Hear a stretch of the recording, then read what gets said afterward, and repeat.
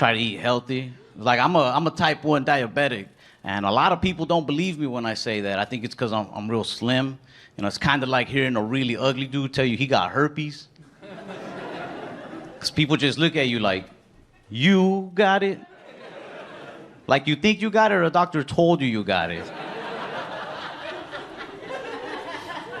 No, a doctor did tell me. I was diagnosed like at 6. And I had that same doctor from when I was 6 up until I was 18, which is a long time to have one doctor. So when I left, I thought it'd be nice to leave him a review on his website. So who knows him better than I do, you know?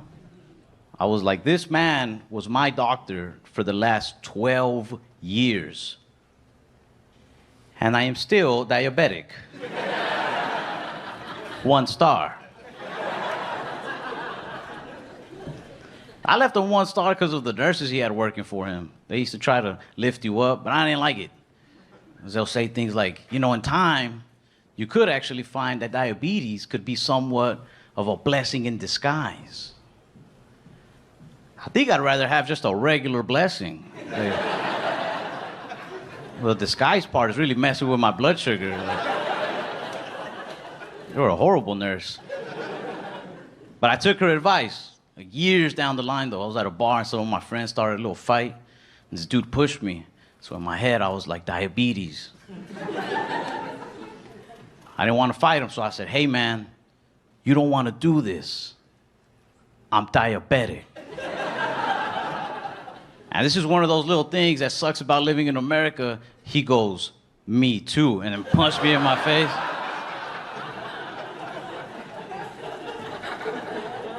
I've never cared about like a weight problem or a diabetes problem in this country, but when that happened, I was like, this is out of control, man, it's diabetes.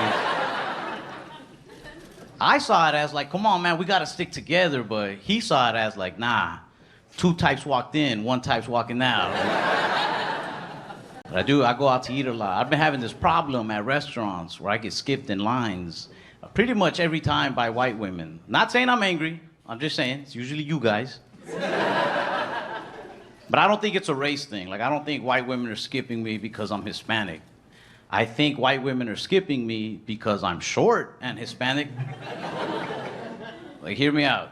You see a 6-foot Latino dude standing in line, that dude has the potential to be tall, tan, handsome. You respect that man's place in that line. But they see me, 5'7" Hispanic dude in line, in their mind they're probably thinking, he probably works here. I'm just getting in front of like.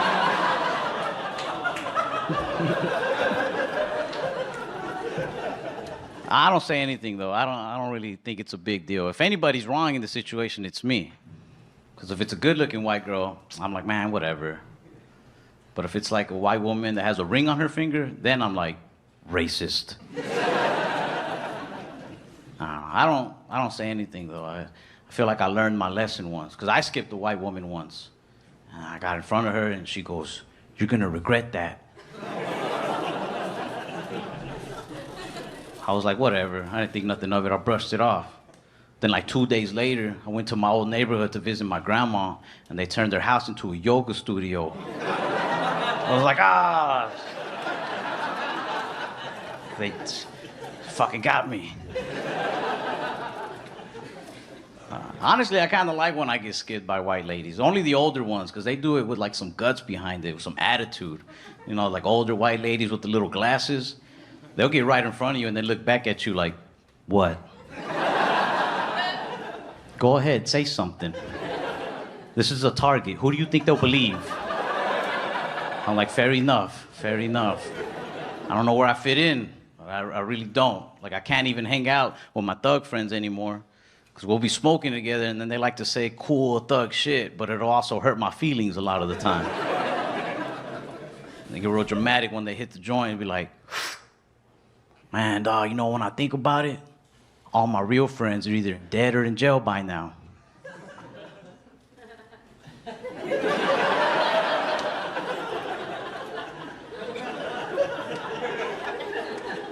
I'm like, give me back my weed, man. Changing my Hulu password, too. That's for my real friends.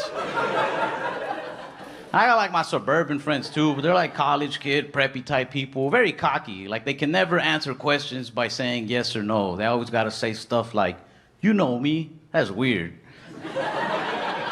That is the strangest way to answer a question. I talked to my buddy James. I was like, yo, James, a couple weeks ago, we were hanging out at that bar and you seemed to hit it off with that one girl, and I've been meaning to ask you, did you two go home together?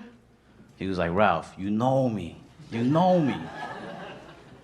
I was like, dude, she's been missing for like 13 days, man. I don't know you at all. My educated friends are trying to get me into politics more. They're like, man, you don't ever see these immigrant stories on the news and get upset. You know what I mean? Because our parents were immigrants. Doesn't it make you mad the way they treat people? I was like, I don't watch it, but I mean, I'll try. Because I get it. Everybody has something to be offended by, you know? Like, and I want to be a part of my people. I want to find something to get offended about. I want to be mad. I was watching all these different political channels, but I couldn't care much. Until I started watching CNN. They were doing this special on China. And now I started getting a little offended, right? It caught me. The first thing that caught me, 80% of Americans don't trust President Xi Jinping. And I don't think that's true, because I don't think 80% of us knew China had a president. Called my buddy Peng, because he's from China. I was like, yo, you guys have a president in China?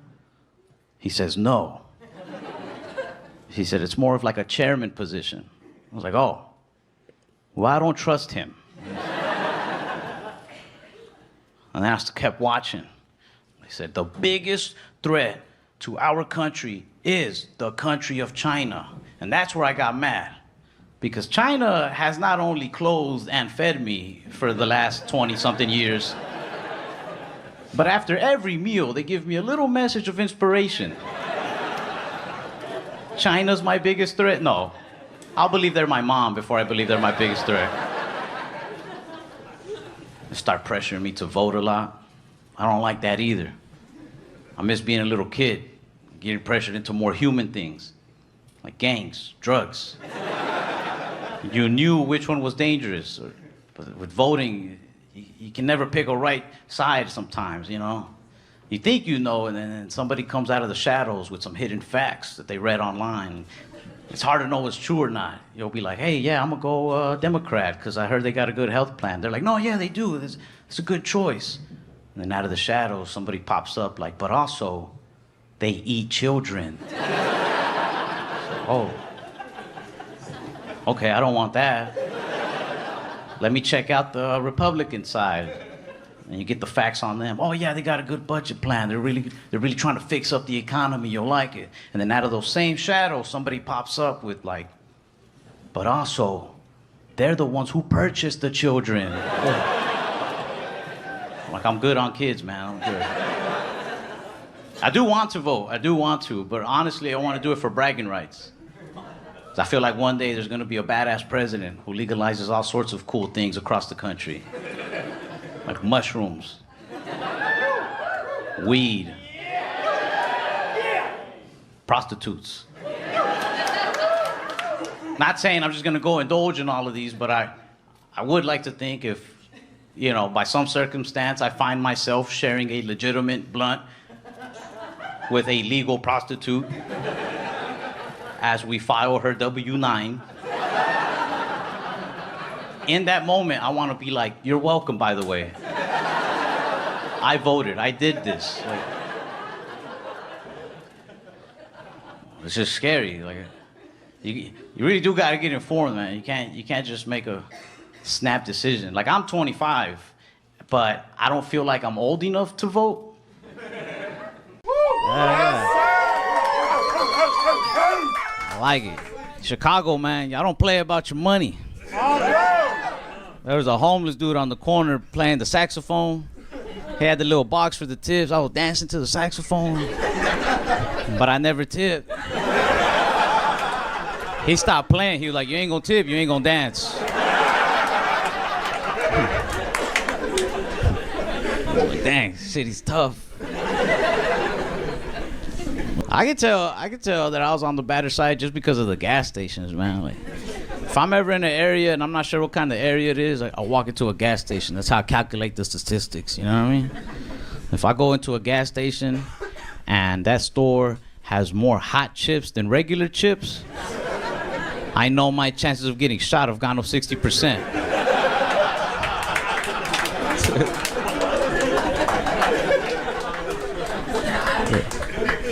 But my chance of getting some good weed has gone up 120%. I had a job at a McDonald's when I was 16, and like I used to get kind of depressed as a teenager. Like I'll admit, I even had a little bit of like that self-hatred, but McDonald's saved my life.